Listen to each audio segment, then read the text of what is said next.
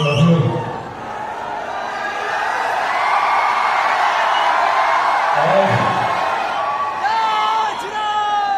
इस ऐतिहासिक भीड़ और भीड़ के उत्साह को देखकर एक बात तो तय है, एक बात तो स्पष्ट है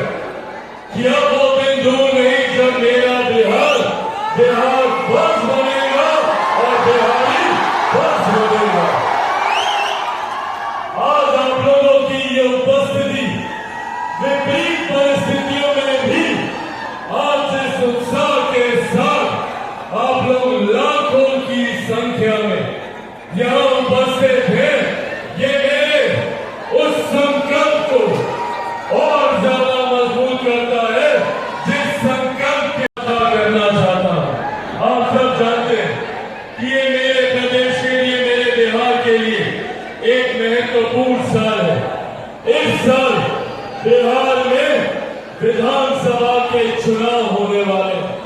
और ये विधानसभा के चुनाव निर्धारित करेंगे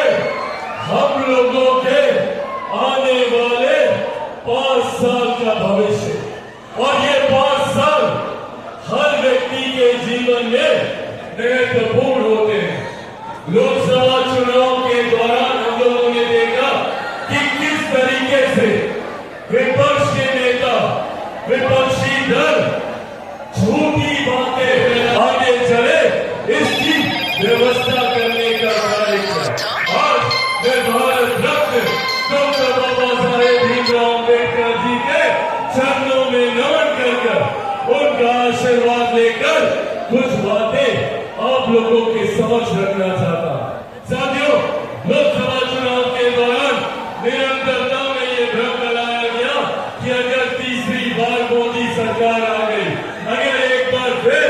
देश में एनडीए की सरकार आ गई तो लोकतंत्र समाप्त कर दिया जाएगा, संविधान की हत्या कर दी जाएगी, आरक्षण समाप्त कर दिया जाएगा। निरंतरता में इस भ्रम को फैलाया जाने का कार्य किया गया। आज एक बार फिर पुनः संविधान को लेकर भ्रमित करने का कार्य किया जा रहा है। पर ये बातें हम लोगों को जानना जरूरी है कि जो लोग आज संविधान की हत्या की बात करते हैं, सही मायनों में अगर देश में किसी एक कालखंड में अगर संविधान की हत्या की गई थी तो वो 1975 में आपातकाल लगाकर सही मायनों में संविधान की हत्या करने का काम कांग्रेस, उनके नेता और उस वक्त की प्रधानमंत्री इंदिरा देवी जी के द्वारा की गई थी। उस वक्त सही मायनों में इंदिरा गांधी के द्वारा लोकतंत्र की और संविधान की हत्या की गई। उस वक्त का दौर और जितने लोग आज गांधी जी को देने की जरूरत है जब वो हाथ में संविधान की किताब लहराने का काम करते हैं। उसी संविधान को पूरी तरीके से बदलने का काम आपातकाल के दौरान किया गया। आज जो लोग कहते हैं कि एनडीए की सरकार संविधान को बदलना चाहती है, उस वक्त संविधान के मूल स्वरूप तक को बदलने का काम अगर किसी ने किया तो वो कांग्रेस की सरकार है। ये हकीकत कांग्रेस की और उनके नेताओं की घर घर तक पहुंचनी जरूरी है। याद करें उस आपातकाल का वो दौर, जितने बुजुर्ग यहाँ पर मौजूद हैं, किस तरीके से युवाओं को, जिसमें अधिकांश अनुसूचित जाति जनजाति से आने वाले युवा थे, गरीब वर्ग से आने वाले युवा थे, पिछड़ा वर्ग से आने वाले युवा थे, अल्पसंख्यक समाज से आने वाले युवा थे, किस तरीके से जबरन उन्हें पकड़कर उनकी नसबंदी कराई जाती थी, किस तरीके से उनके ऊपर अत्याचार किया जाता था। ये था वो आपातकाल का काला दौर, जिसकी यातनाएं आज हर उस नेता ने झेली है जो इस विपक्षी गठबंधन का समर्थन करने का काम करता है। ये है सत्ता की लालच, ये है सत्ता का सुख, जिसके लिए ये तमाम नेता अपने सिद्धांतों को भूलकर कांग्रेस का नेतृत्व उनके होने का काम मेरे नेता आदरणीय रामविलास पासवान जी ने। साथियों, जो लोग हम लोगों को जात पात धर्म मजहब के नाम पर भिड़ा अपनी राजनीतिक रोटियां सेकने का काम करते हैं और जो ये भ्रम फैलाने का काम करते हैं कि भैया एनडीए की सरकार आरक्षण खत्म कर देगी, संविधान खत्म कर देगी, लोकतंत्र खत्म कर देगी, तो आज आप लोगों के सामने मैं आदरणीय रामविलास पासवान जी का बेटा चिराग पासवान ये कसम खाकर आप लोगों से वादा करता हूँ कि जब तक चिराग पासवान जिंदा है न आरक्षण को कोई खतरा है न संविधान को कोई खतरा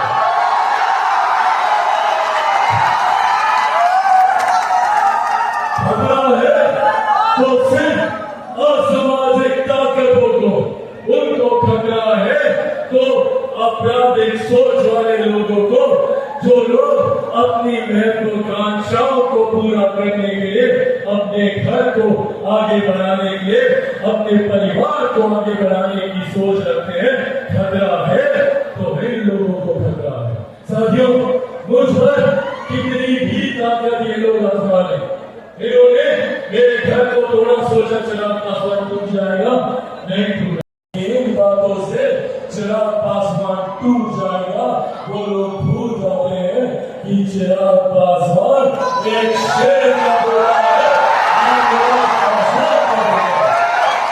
ना टूटने वाला हूँ ना झुकने वाला हूँ। और जनता को भैया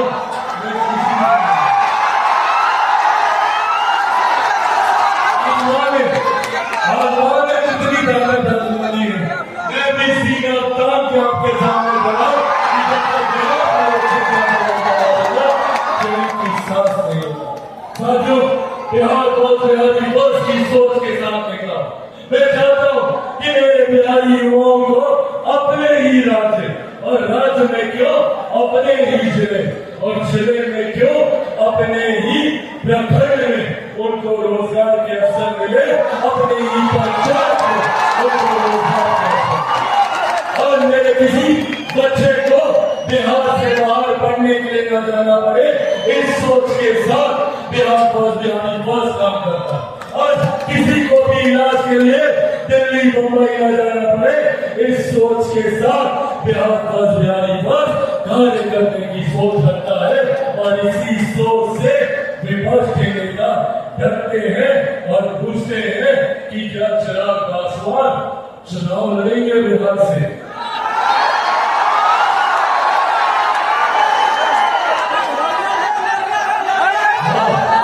मैं चुनाव लड़ूंगा,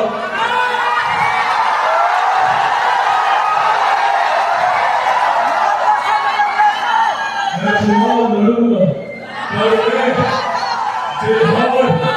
से चुनाव नहीं लड़ूंगा, मैं बिहार के लिए चुनाव लड़ूंगा। और चिराग पासवान 243 सीटों पे हर जगह चिराग पासवान बनकर बिहार को बिहारी बस की सोच को मजबूत करने के लिए चुनाव लड़ना है। जहां पे भी गठबंधन के साथी होंगे,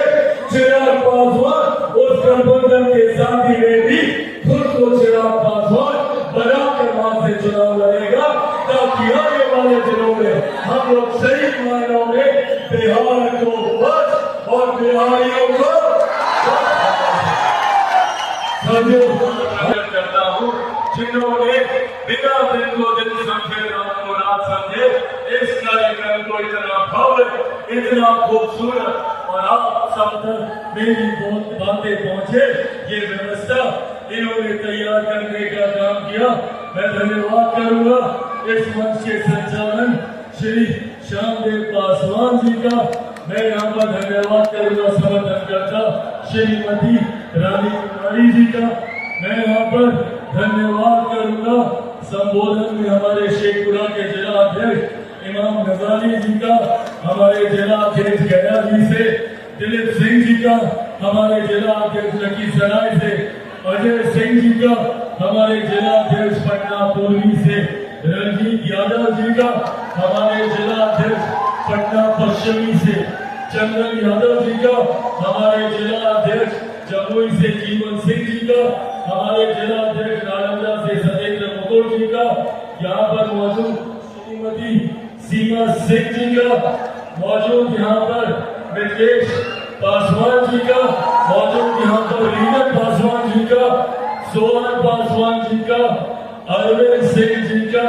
कारू सिंह जी का, कुंदन शर्मा जी का, राम रमेश यादव जी का, सुभाष पासवान जी का, मौजूद यहाँ पर रविशंकर पासवान जी का,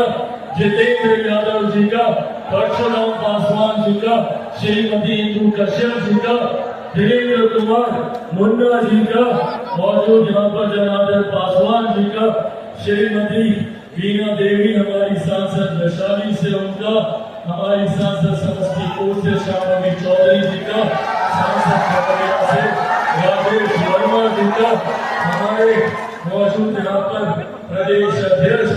जिन्होंने खूब मेहनत के साथ पूरे प्रदेश के संगठन को आगे लेकर जाने का काम किया,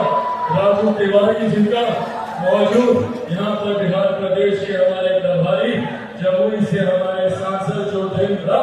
पार्टी को मजबूती देने में पूरी निष्ठा और तत्परता के साथ अपनी भूमिका निभा रहे अरुण भारती जी का,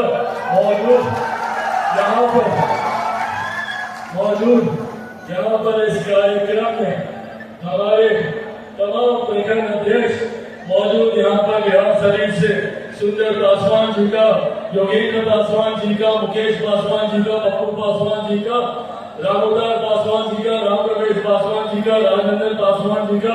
शशि कपूर रविदास जी का, संजय सिंह जी का, रंजन सिंह जी का, रामानंद यादव जी का, मुकेश पासवान जी का, भट्टोरन पासवान जी का, मृत्युंजय पासवान जी का, सुदीप यादव जी का, उमेश पासवान जी का, परमानंद पासवान जी का, गोपाल पासवान जी का, हंस पासवान जी का,